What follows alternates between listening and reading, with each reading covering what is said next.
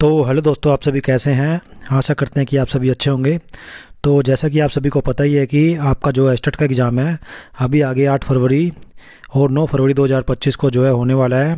8 फरवरी को आपका जो है पीजीटी लेवल का एग्ज़ाम होगा और 9 फरवरी को आपका जो है टीजीटी और प्राइमरी लेवल का जो है एग्ज़ाम होने वाला है। तो उसी के लिए क्या है कि हमारे चैनल के ऊपर जो है सीडीपी के हर एक टॉपिक से 30 मोस्ट इंपॉर्टेंट क्वेश्चंस को जो है आपके लिए सिलेक्ट किया जा रहा है और आपकी तैयारी जो है इससे करवाई जा रही है, ताकि कहीं भी आपका जो है सीडीपी का जो पार्ट है वो उसके अंदर कोई भी क्वेश्चन आपका न छूटे। तो इसी वे के अंदर क्या है कि हमारा जो नेक्स्ट टॉपिक आज का जो रहने वाला है वो रहेगा सृजनात्मकता यानी कि क्रिएटिविटी, जिसके अंदर हम 30 मोस्ट इंपॉर्टेंट क्वेश्चंस को आपके लिए क्या है कि इसके अंदर से हमने क्या है कि सिलेक्ट किया है, जो कि आपके लेवल ये चाहे 3rd हो या 2 हो या फिर आपका लेवल 1 हो, यानी कि आपका पीजीटी हो, टीजीटी हो या फिर प्राइमरी लेवल हो, सभी के लिए क्या है कि ये महत्वपूर्ण रहने वाला है, मोस्ट इम्पोर्टेंट रहने वाला है। और इससे पहले कि क्या है कि हमने काफ़ी टॉपिक्स आपके लिए तैयार किए हैं जो कि आप हमारे चैनल पर प्लेलिस्ट से जाकर देख सकते हैं। साथ में ही जो है नेक्स्ट टॉपिक भी आपका जल्दी ही आपको हमारे चैनल पर देखने को मिलेगा। तो उसके लिए क्या है कि उसका नोटिफिकेशन तुरंत आपको मिल जाए, इसके लिए चैनल को सब्सक्राइब कर लीजिए, ताकि जैसे ही वीडियो तैयार हो तो आपके पास क्या है कि तुरंत उसका नोटिफिकेशन पहुंच जाए और आप इजीली उसको क्या है कि रिवाइज कर सकें। तो यहाँ पे जो है आपका आज बात करेंगे हम सृजनात्मकता से, क्रिएटिविटी से, और क्रिएटिविटी से रिलेटेड हम 30 मोस्ट इंपॉर्टेंट क्वेश्चंस को डिस्कस करेंगे। पहले भी आप कोई भी एग्जाम उठा के देख लीजिए, पीछे का सृजनात्मकता यानी कि क्रिएटिविटी से रिलेटेड 2 या 3 क्वेश्चन आपको एग्जाम के अंदर ज़रूर देखने को मिलेंगे। तो ये आपका मोस्ट इंपॉर्टेंट जो है टॉपिक रहने वाला है। हर एक क्वेश्चन को लास्ट तक देखिए, क्योंकि हर एक क्वेश्चन जो है आपके लिए आगे आने वाले एग्जाम के अंदर मोस्ट इंपॉर्टेंट जो है रहने वाला है। तो हर एक क्वेश्चन को बिल्कुल अच्छे तरीके से रिवाइज करते चलें। साथ में एक और चीज़ मैं आपको क्लियर कर देना चाहता हूँ कि एक ऑप्शन ज़रूर आपका राइट आंसर रहेगा, लेकिन बाकी के जो 3 ऑप्शन बचते हैं उनसे रिलेटेड भी जितने भी क्वेश्चंस बनते हैं, तो उसके लिए जो भी आप पर्टिकुलर बुक यूज करते हैं सीडीपी की, तो उससे क्या है कि आप उनकी तैयारी ज़रूर करें, ताकि कोई भी क्वेश्चन सृजनात्मकता से आपका एग्ज़ाम के अंदर न छूटे। चलिए शुरू करते हैं। सबसे पहले फर्स्ट क्वेश्चन को देखते हैं। तो फर्स्ट क्वेश्चन के अंदर क्या है कि आपका पूछा गया है, निम्नलिखित में से किसे सृजनात्मकता यानी क्रिएटिविटी की विशेषता नहीं माना जाता है। क्वेश्चन आपको उलट के भी पूछ सकते हैं, बदल के भी पूछ सकते हैं कि सृजनात्मकता की विशेषता यानी क्रिएटिविटी की विशेषताएं कौन सी होंगी। तो पहले बात कर लेते हैं किसे नहीं माना जाता है। तो यहाँ पे जो ऑप्शन आपको दे रखे हैं, मौलिकता, लचीलापन, अनुरूपता या फिर विस्तारण। पहले भी एग्जाम के अंदर आपका क्वेश्चन आ चुका है, ये मोस्ट इंपॉर्टेंट आपका क्वेश्चन है। तो इसका राइट आंसर आपका रहने वाला है अनुरूपता। तो जो अगर आपसे उल्टा करके क्वेश्चन पूछे तो विशेषता आप यहाँ पे याद भी रख सकते हैं कि सृजनात्मकता की जो विशेषता रहने वाली है वो कौन सी रहेंगी। तो इसमें सृजनात्मकता की जो विशेषता है आपकी, मौलिकता इसके अंदर शामिल होगा, लचीलापन इसके अंदर शामिल होगा और विस्तारण भी इसके अंदर शामिल होगा। मतलब ये 3 रहेंगी और अनुरूपता इसके अंदर नहीं आएगी। तो नहीं पूछते हैं तो आपका अनुरूपता आंसर रहेगा। और अगर आपसे सृजनात्मकता की विशेषता पूछते हैं तो इसमें मौलिकता भी शामिल, लचीलापन भी शामिल और विस्तारण भी इसके अंदर शामिल होगा। उसके बाद नेक्स्ट क्वेश्चन पे बात करते हैं। नेक्स्ट क्वेश्चन क्या आपका, तो जो सृजनात्मक समस्या समाधान प्रक्रिया में पहला कदम क्या रहता है। विचार, समस्या की पहचान करना या फिर मूल्यांकन करना या फिर कार्यान्वयन करना। तो सबसे पहला कदम क्या रहता है, सृजनात्मकता समस्या को जब हम सुलझाते हैं, समाधान करते हैं उसका, तो उसमें पहला आपका रहता है समस्या की पहचान करना। सबसे पहले तो आप समस्या को देखेंगे कि समस्या क्या है। समस्या की पहचान सबसे पहले होता है सृजनात्मकता समस्या समाधान करने के अंदर सबसे पहले आप समस्या की पहचान करेंगे। तो इसमें आपका बी जो है राइट आंसर रहेगा। उसके बाद नेक्स्ट क्वेश्चन पर देखते हैं। नेक्स्ट क्वेश्चन जो है आपका पहले भी एग्जाम में बहुत बार पूछा जा चुका है और इसके अंदर जो अभिसारी चिंतन और अपसारी चिंतन, इससे रिलेटेड भी जितने भी क्वेश्चन है वो ज़रूर आप करके जाएं। तो इसमें आपका जो क्वेश्चन पूछा गया वो है, किस प्रकार की सोच में नए विचार और संभावनाएँ उत्पन्न होती हैं। अभिसारी सोच, अपसारी सोच, विश्लेषणात्मक सोच या फिर आलोचनात्मक सोच। तो यहाँ पे 3rd का जो है राइट आंसर आपका जो रहने वाला है वो रहेगा भिन्न सोच। तो भिन्न सोच जो यानी कि आपका जो है अपसारी जिसको बोलते हैं, बी जो आपका राइट आंसर यहाँ पे रहने वाला है। तो इसमें आपका किस प्रकार की सोच में नए विचार और संभावनाएं उत्पन्न होती है, वो आपका अपसारी सोच या अपसारी चिंतन जो है राइट आंसर यहाँ पे रहने वाला है। और एक और चीज़ मैंने आपको क्लियर करी दी कि इसके अलावा भी जो 3 ऑप्शन है उनसे रिलेटेड भी जितने भी क्वेश्चंस हैं उनका भी रिवीजन आप ज़रूर अपनी बुक से करें। उसके बाद नेक्स्ट क्वेश्चन की बात करते हैं। नेक्स्ट क्वेश्चन में क्या है आपका, नेक्स्ट क्वेश्चन आपका ब्रेनस्टॉर्मिंग एक तकनीक है जिसका उपयोग मुख्य रूप से निम्नलिखित के लिए किया जा सकता है। तो ब्रेनस्टॉर्मिंग से रिलेटेड भी आप देखेंगे एग्ज़ाम उठा के, तो एग्ज़ाम के अंदर आपका क्वेश्चन जो है पहले बहुत बार जो है आ चुका है ये। तो ब्रेनस्टॉर्मिंग कौन सी तकनीक है जिसमें मुख्य रूप से निम्नलिखित का उपयोग किया जा सकता है। एक सर्वोत्तम समाधान उत्पन्न करना, विचारों का मूल्यांकन करना, कई विचार उत्पन्न करना, या फिर विचारों को व्यवस्थित करना।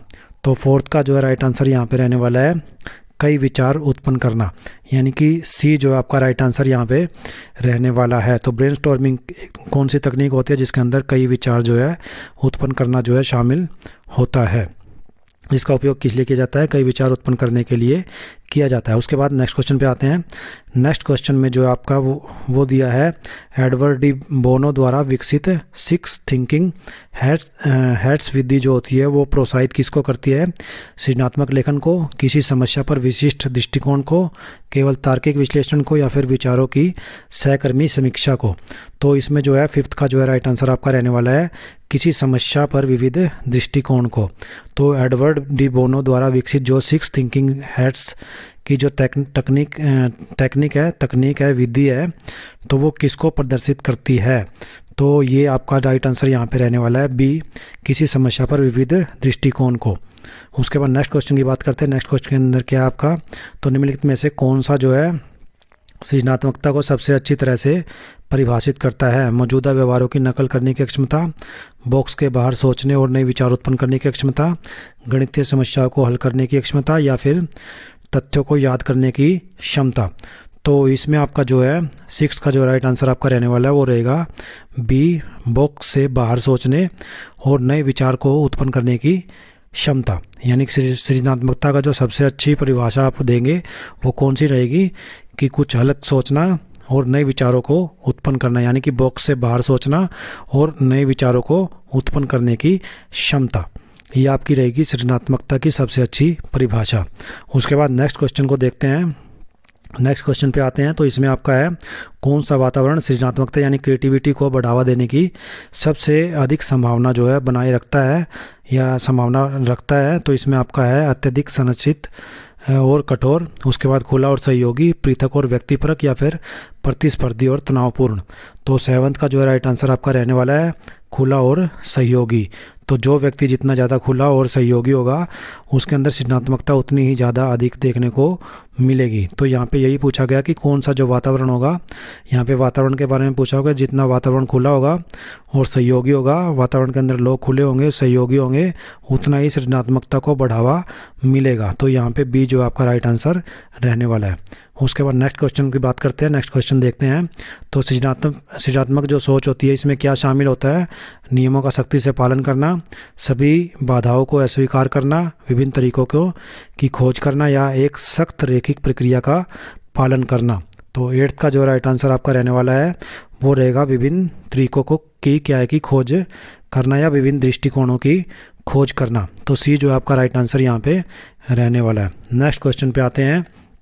नेक्स्ट क्वेश्चन के अंदर क्या है कि आपका सृजनात्मकता के संदर्भ में इंक्यूबेशन जो है उससे क्या तात्पर्य है। प्रारंभिक विचार सृजन चरण, विचारों को अवचेतन रूप से विकसित करने के लिए विराम लेना, या फिर विचारों का मूल्यांकन और संपादन करना, अंतिम उत्पाद बनाना। तो 9th का जो है राइट आंसर आपका यहाँ पे रहने वाला है बी, विचारों के अवचेतन रूप से विकसित करने के लिए विराम लेना। तो इंक्यूबेशन का भी आपका क्वेश्चन पहले आ चुका है एग्जाम के अंदर। इंक्यूबेशन आपका मोस्ट इम्पोर्टेंट पार्ट रहता है तो सृजनात्मकता के अंदर, क्रिएटिविटी के अंदर। तो इसका जो राइट आंसर इंक्यूबेशन का मतलब क्या रहता है, यहाँ पे विचारों के अवचेतन रूप से विकसित करने के लिए विराम लेना। नेक्स्ट क्वेश्चन देखते हैं फ्रेंड्स। तो नेक्स्ट क्वेश्चन के अंदर क्या है कि आपका निम्नलिखित में से कौन सी तकनीक जो है सृजनात्मक सोच को प्रोत्साहित करती है। माइंड मैपिंग, रैखिक नोट लेना, याद करने की अभ्यास, या फिर दोहराव वाला अभ्यास। तो 10th का जो राइट आंसर आपका रहेगा माइंड मैपिंग। पहले भी क्वेश्चन बहुत बार एग्जाम के अंदर पूछा जा चुका है आपका, टीजीटी लेवल के अंदर पहले ये एग्ज़ाम में आया था। तो इसमें मोस्ट इंपोर्टेंट आपका अब भी आगे रहने वाला है।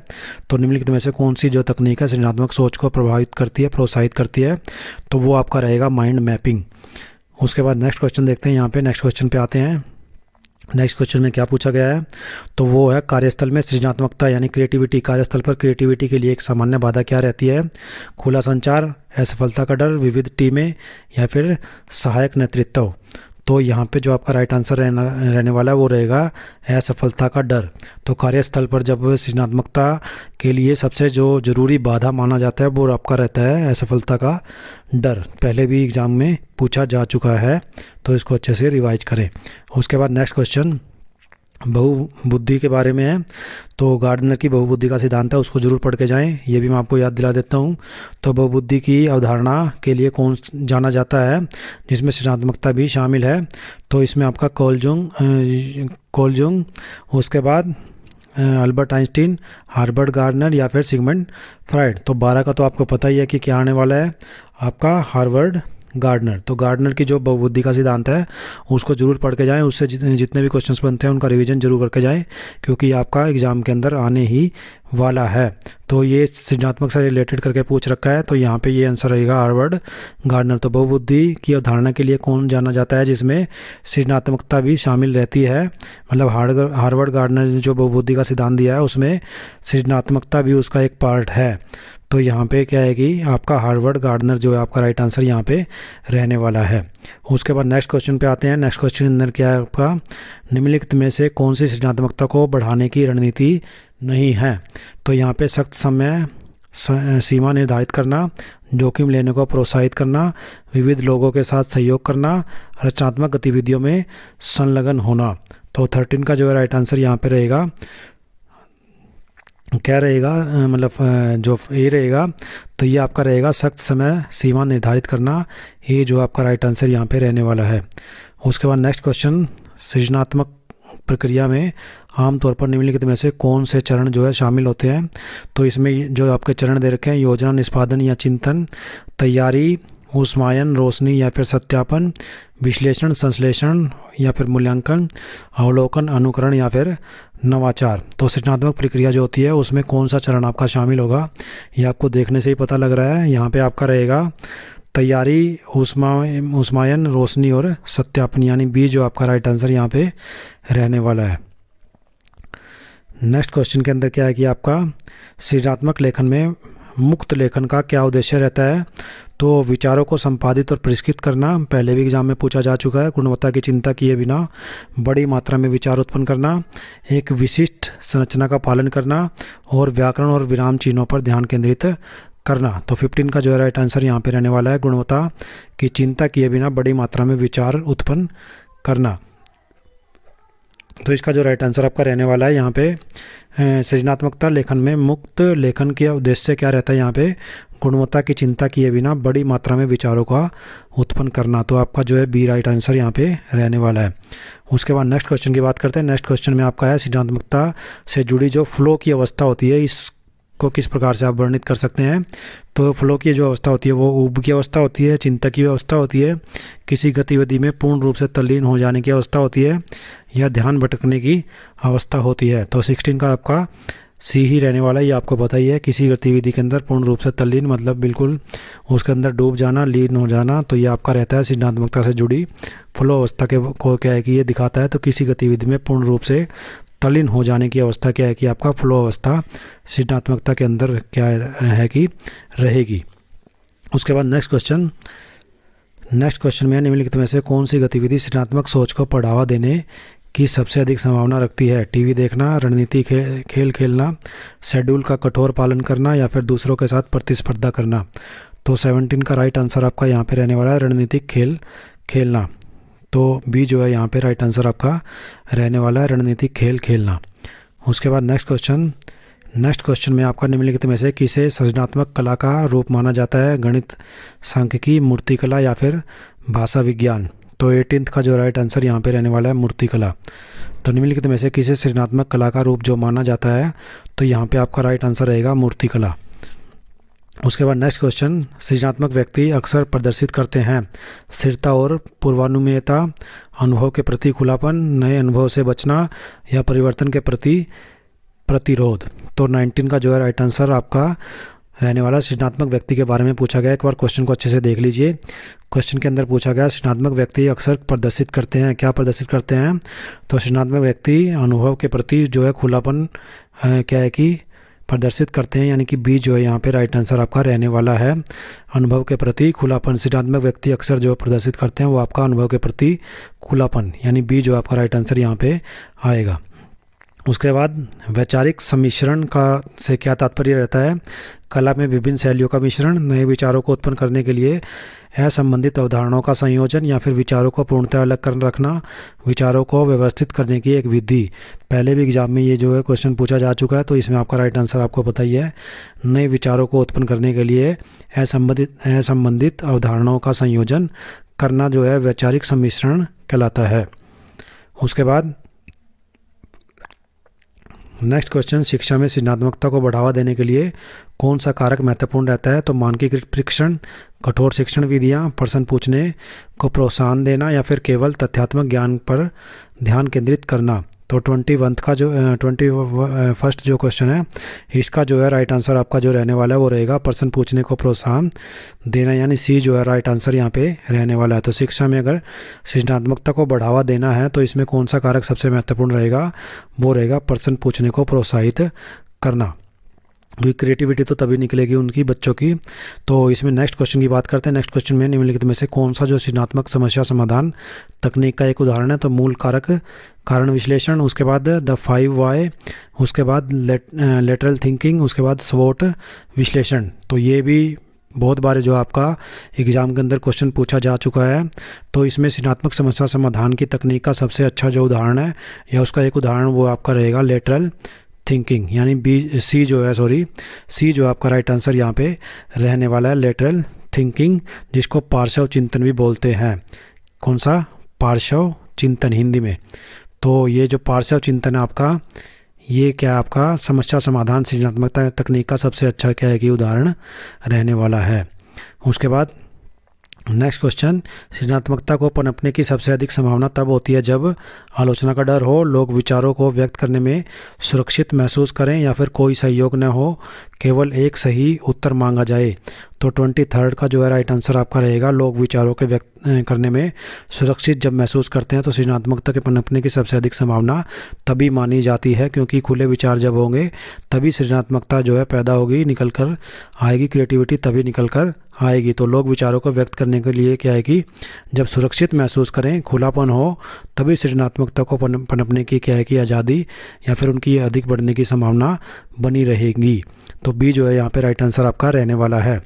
उसके बाद नेक्स्ट क्वेश्चन की बात करते हैं। नेक्स्ट क्वेश्चन में क्या आपका सृजनात्मक सोच के टॉरेंस परीक्षण के मापने के लिए क्या है कि क्या डिजाइन मापने के लिए किसको डिज़ाइन किया गया है? तो किसको मापने के लिए डिज़ाइन किया गया ये टोरेक्स परीक्षण? तो यहाँ पे बुद्धिमत्ता, उसके बाद भावनात्मक स्थिरता, उसके बाद सृजनात्मकता या फिर स्मृति। तो 24th का जो है आपका राइट आंसर आपको पता ही है क्या रहने वाला है, ये आपका रहेगा क्रिएटिविटी। तो सृजनात्मकता सोच के जो है टॉरेंस परीक्षण को अलग से पूछ सकते हैं, सृजनात्मक सोच के अलग करके। तो टॉरेंस परीक्षण को किसको मापने के लिए डिज़ाइन किया गया है? वो आपका रहेगा सृजनात्मकता यानी क्रिएटिविटी को मापने के लिए। उसके बाद 25th क्वेश्चन, निम्नलिखित में से कौन सी मानसिकता सृजनात्मकता के लिए अनुकूल रहती है? निश्चित मानसिकता, विकास मानसिकता, नकारात्मक मानसिकता या फिर विश्वासपूर्ण मानसिकता। तो 25th का जो राइट आंसर आपका रहेगा विकास की मानसिकता, यानी कि जो बी जो है राइट आंसर आपका रहने वाला है। तो निम्नलिखित में से कौन सी मानसिकता जो है सृजनात्मकता के लिए महत्वपूर्ण या फिर अनुकूल है? तो वो रहेगा विकास की मानसिकता, यानी विकसित मानसिकता जो है वो आपकी ज़रूरी हो जाती है, मानसिक सृजनात्मकता के लिए सबसे अनुकूल जो है वो मानी जाएगी। उसके बाद नेक्स्ट क्वेश्चन की बात करते हैं। किस प्रकार की सृजनात्मकता या किस प्रकार की जो क्रिएटिविटी है आमतौर पर कलात्मक प्रयासों से जुड़ी होती है? उत्पादक सृजनात्मकता, अभिव्यंजक सृजनात्मकता, कार्यात्मक सृजनात्मकता या फिर सहयोगात्मक क्रिएटिविटी। तो कौन सी आपकी इसमें रहने वाली है? एक बार क्वेश्चन को ध्यान से समझ लीजिए।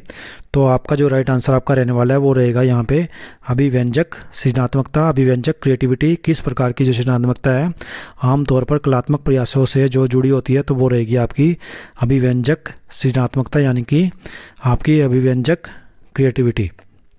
उसके बाद नेक्स्ट क्वेश्चन की बात करते हैं। नेक्स्ट क्वेश्चन में आपका है डिजाइन सोच की अवधारणा में कौन सा तत्व महत्वपूर्ण रहता है? तो उपयोगकर्ता केंद्रित दृष्टिकोण, तकनीकी दक्षता, लागत प्रभावशीलता या फिर पूर्वानुमान। तो 27 का जो है राइट आंसर आपका रहने वाला है यहाँ पे उपयोगकर्ता केंद्रित दृष्टिकोण, यानी ए जो है राइट आंसर आपका यहाँ पे रहने वाला है। डिजाइन सोच की अगर बात की जाए तो इसकी अवधारणा में सबसे महत्वपूर्ण जो तत्व माना जाएगा वो रहेगा उपयोगकर्ता केंद्रित दृष्टिकोण। तो जो उसको उपयोग करता है उसको ध्यान में रखकर जो दृष्टिकोण बनाया जाता है वो आपका डिजाइन सोच की अवधारणा के लिए सबसे महत्वपूर्ण माना जाएगा। तो ये आपका यहाँ पे राइट आंसर रहने वाला है। उसके बाद नेक्स्ट क्वेश्चन में क्या आपका निम्नलिखित में से कौन सा, हर एक क्वेश्चन आपके लिए मोस्ट इंपॉर्टेंट, ये मैं फिर दोबारा रिपीट कर देता हूँ आपको। तो निम्नलिखित में से कौन सा सृजनात्मक प्रक्रियाओं में संलग्न होने का संभावित परिणाम नहीं है? नवाचार, मनोवैज्ञानिक संकट, नए दृष्टिकोण या फिर समस्या समाधान कौशल में वृद्धि। तो 28 का जो राइट आंसर आपका रहने वाला है वो रहेगा मनोवैज्ञानिक संकट। तो बी जो है यहाँ पे राइट आंसर आपका रहने वाला है मनोवैज्ञानिक संकट। निम्नलिखित में से कौन सा सृजनात्मक प्रक्रियाओं में संलग्न होने की संभावना परिणाम को नहीं दिखाता है? तो यहाँ पे मनोवैज्ञानिक संकट आपका जो है राइट आंसर रहने वाला है। बाकी अगर आपसे अलग तरीके से क्वेश्चन पूछे, अलग तरीके से किस तरीके से निम्नलिखित में से कौन से जो है सृजनात्मक प्रक्रियाओं के में संलग्न होने क्या है कि संलग्न होने का संभावित परिणामों के अंदर शामिल होंगे, तो इसमें नवाचार भी आएगा, नए दृष्टिकोण भी आएंगे और समस्या समाधान कौशल में वृद्धि भी आएगा। सिर्फ एक नहीं आएगा, वो आएगा मनोवैज्ञानिक संकट। तो यहाँ पे नहीं पूछा है तो आपका यही आंसर रहेगा मनोवैज्ञानिक संकट। और अगर आपसे पूछा है कि परिणाम में शामिल होंगे तो उसमें आपका ये 3 शामिल होंगे, जिसमें नवाचार, नए दृष्टिकोण या फिर समस्या समाधान कौशल में वृद्धि, तो तीनों इसमें शामिल होंगे। इस तरीके से आपके जो है आंसर रहेंगे। पहले जो है आपसे क्वेश्चन ये कई बार रिपीट हो चुका आपका, तो इसको अच्छे तरीके से रिवाइज करके चले। उसके बाद नेक्स्ट क्वेश्चन की बात करते हैं। नेक्स्ट क्वेश्चन में आपका सृजनात्मकता या क्रिएटिविटी को निम्नलिखित के आधार पर क्या है कि मापा जा सकता है? केवल उत्पन्न विचारों की मात्रा, विचारों की गुणवत्ता और मौलिकता, उसके बाद विचारों की लोकप्रियता, उसके बाद क्रियान्वयन में आसानी। तो क्वेश्चन को ध्यान से समझ लीजिए। सृजनात्मकता को निम्नलिखित के आधार पर मापा जा सकता है? केवल उत्पन्न विचारों की मात्रा, उसके बाद विचारों की गुणवत्ता और मौलिकता, विचारों की लोकप्रियता, क्रियान्वयन में आसानी। तो 29 का जो राइट आंसर आपका रहने वाला है वो रहेगा विचारों की गुणवत्ता और मौलिकता। यहाँ पे बी जो आपका राइट आंसर रहने वाला है विचारों की गुणवत्ता और मौलिकता। तो सृजनात्मकता को क्या है कि किसके आधार पर मापा जाएगा कि किस उच्च कोटि के जो है विचार होंगे और उनमें मौलिकता कितनी है, उनमें सच्चाई कितनी है। तो इस तरीके से क्या है कि सृजनात्मकता के आधार को क्या है कि मापा जा सकता है, क्रिएटिविटी के आधार को मापा जा सकता है, जिसमें आपका गुणवत्ता और मौलिकता दोनों ही शामिल होंगे विचारों की। उसके बाद नेक्स्ट यानी कि लास्ट क्वेश्चन सृजनात्मकता से क्रिएटिविटी से। तो इसके अंदर मैंने बताया कि हर एक जो क्वेश्चन आपके लिए मोस्ट इम्पोर्टेंट है, तो आप जो है वीडियो को दोबारा से प्ले करके दोबारा से इसको रिवाइज कर सकते हैं हर एक क्वेश्चन को। तो इसमें लास्ट जो मोस्ट इम्पोर्टेंट क्वेश्चन है वो देख लेते हैं। कौन सी विधि सृजनात्मक अवरोधों पर काबू पाने में मदद करती है? तो अवरोधों को क्या है कि नज़रअंदाज करना, प्रतिक्रिया मांगना, दिनचर्या पर टिके रहना या फिर आपका एकांकी होकर काम करना। तो इसमें आपका रहेगा प्रतिक्रिया मांगना। बी जो आपका राइट आंसर यहाँ पे रहने वाला है। तो कौन सी विधि सृजनात्मक अवरोधों पर काबू पाने में सबसे अधिक मदद करती है या मदद करती है? तो यहाँ पे आपका रहेगा प्रतिक्रिया मांगना, रिस्पॉन्स जो है मांगना। ये आपका क्या है कि क्या रहेगी सृजनात्मक अवरोधों पर काबू पाने के लिए सबसे उचित विधि जो है ये आपकी रहने वाली है। तो हर एक क्वेश्चन आपके लिए मोस्ट इम्पोर्टेंट मैंने बताया कि रहने वाला है। तो वीडियो को जो है अच्छे तरीके से एक बार दोबारा आप प्ले करके देख सकते हैं और वीडियो को लाइक कीजिए एंड ज़्यादा से ज़्यादा लोगों के पास शेयर कीजिए जो एचटेट की तैयारी कर रहे हैं, क्योंकि इसके अंदर से आपको जब देखेंगे पेपर उठा के तो 2 से 3 क्वेश्चन जो है आपके सृजनात्मकता यानी क्रिएटिविटी से पूछे जाते हैं। और हमने मोस्ट इम्पोर्टेंट क्वेश्चंस को यानी कि 30 मोस्ट इम्पोर्टेंट क्वेश्चंस को इसके अंदर क्वेश्चन क्या है कि हमने आपके लिए तैयार किया है, सेलेक्ट किया है, ताकि सृजनात्मकता से क्वेश्चन जब पूछे जाते हैं तो आपका कोई भी क्वेश्चन एग्जाम के अंदर न छूटे। तो वीडियो को ज़्यादा से ज़्यादा लोगों के पास शेयर करेंगे तो उन सभी एस्पायरेंट्स जो है सेट से की जो तैयारी कर रहे हैं उन सभी की क्या है कि इसके अंदर हेल्प होने वाली है। और बाकी मैंने आपको एक चीज़ और बता दी कि इससे पहले भी हमने जो है अपने चैनल के ऊपर हर एक टॉपिक से जो है 30 मोस्ट इंपॉर्टेंट क्वेश्चंस की जो है सीरीज चलाई हुई है। तो पहले भी हमारे टॉपिक्स जो हमने तैयार किए हुए आपके लिए, जो आपको एग्ज़ाम के अंदर बहुत ज़्यादा जो है हेल्प करने वाले हैं। तो अभी तक अगर आपने उनको नहीं देखा है तो आप हमारे चैनल पर प्लेलिस्ट से जाकर उनको देख सकते हैं। साथ में जो आपका नेक्स्ट जो टॉपिक हमारा रहने वाला आपका स्टेट के लिए, उसका भी वीडियो जल्दी आपको चैनल पर देखने को मिलेगा। तो उसके नोटिफिकेशन के लिए चैनल को सब्सक्राइब करके रखें। धन्यवाद।